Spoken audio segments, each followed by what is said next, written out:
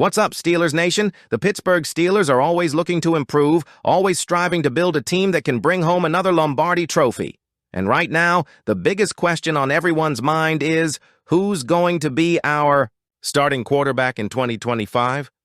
We've been patiently waiting on Aaron Rodgers, but now another name is being thrown into the mix, Kirk Cousins. Could the Steelers make a move for the veteran QB?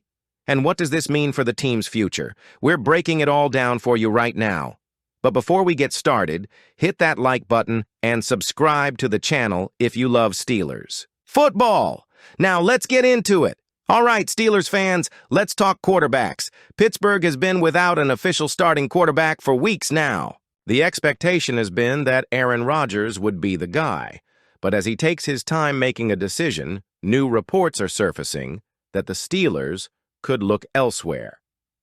NFL insider Mike Florio recently identified two AFC North teams, the Steelers and the Cleveland Browns, as prime landing spots for veteran QB Kirk Cousins.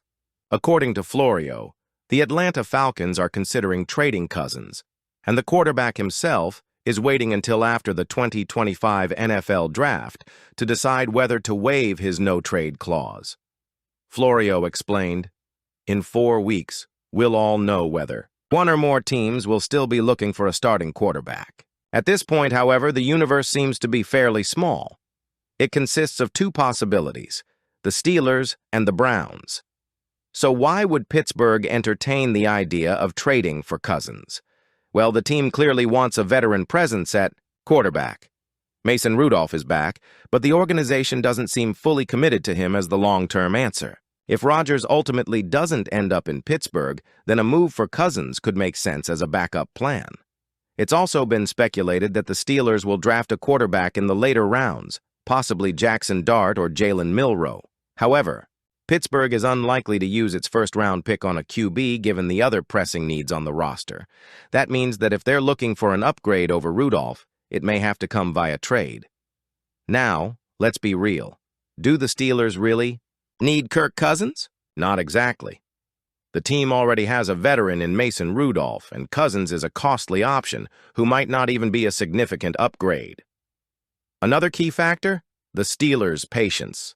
They've waited this long for Rodgers, which suggests they aren't interested in making a panic move for a lesser option. If they truly wanted Cousins, they likely would have made a move by now. And let's not forget, Cousins might prefer Cleveland.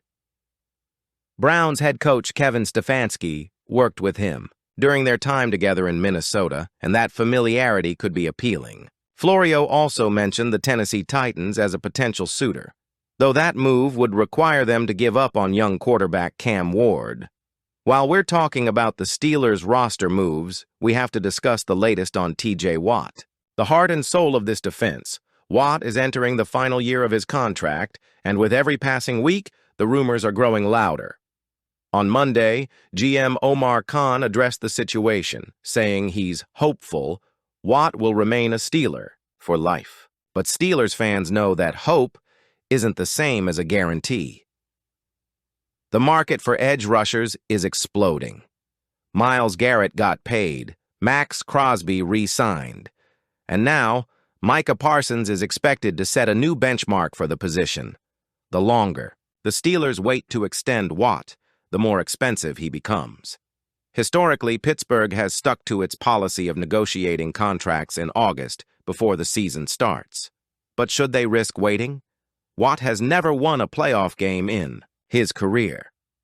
If the team isn't committed to making him a part of their long-term future, could a shocking trade be in the works? The 2024 season showed us how much Pittsburgh needed another dominant receiving threat alongside George Pickens. The front office addressed that issue in a big way by making a blockbuster trade for DK Metcalf. But now, that move has sparked even more questions. What does this mean for Pickens? Will the Steelers roll into the 2025 season with both Metcalf and Pickens? Or will they flip Pickens for more draft capital and reload at the position? NFL insiders, including Mike DeFabo from The Athletic, are starting to speculate that the Steelers could trade Pickens for a second-round pick to secure another top wide receiver prospect in this year's draft. DeFabo recently joined Christopher Carter from the Pittsburgh Post-Gazette on the Locked On Steelers podcast to discuss Pittsburgh's recent meeting with Ohio State receiver Emeka Egbuka at his pro day. DeFabo initially had Egbuka mocked to the Steelers before the Metcalf trade, but now he believes Pittsburgh is more likely to target a defensive lineman with their first-round pick. Carter noted that while Egbuka isn't the fastest or biggest receiver, he is one of the most consistent. What really sets him apart is his character, leadership, and work ethic, something that Pittsburgh always values highly. While some fans are hoping the Steelers draft Egbuka and move on from Pickens, DeFabo suggested that scenario is more likely if a talented wide receiver falls into the second round. And given how this draft class is shaping up, that possibility seems very real. DeFabo went on to say, here's another example. Luther Burden. I don't think he's going to go in the first round. I don't think the Steelers have a first-round grade on him, so that drops another guy that was once considered a top talent. There's been some buzz on him. Here's the other thing. If you trade away George Pickens, when he signs his deal, I think the conversation starts with a second-round pick. That's how I would approach things if I were the GM. You're offering me a second-round pick, and I don't have one right now. That's where I start the conversation. For those who don't know, Egbuka is Ohio State's all-time leader in receptions with 205 and has racked up 2,168 receiving yards. He's played alongside some elite receivers, including Marvin Harrison Jr., Jackson Smith-Njigba, Chris Olave, and Garrett Wilson, yet he still managed to shine. Burden, on the other hand, is drawing comparisons to Garrett Wilson. He's not the fastest player on the field, but his ball skills and ability to create separation are outstanding. He's known for his yards after catch ability and thrives in making plays off short throws. While the Steelers' receiver situation is a hot topic, another major storyline heading into the draft is the team's approach to the trenches. DeFabo and Carter believe that assistant GM Andy Weidl, known for helping construct the Philadelphia Eagles' dominant offensive and defensive lines, will play a big role in shaping Pittsburgh's draft strategy.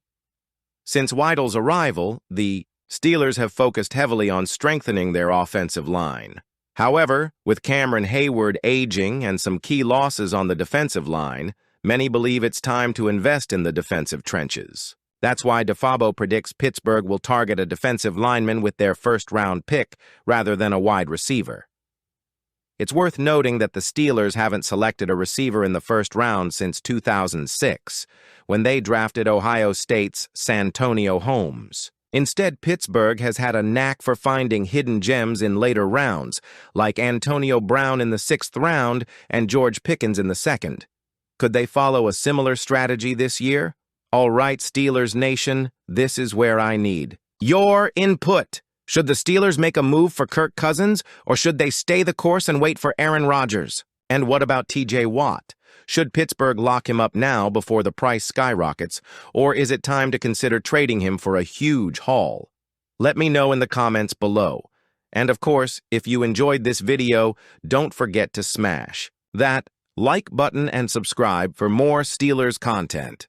We've got plenty of off-season news, draft breakdowns, and training camp updates coming your way, so stay tuned. Thanks for watching, Steelers Nation. Here we go.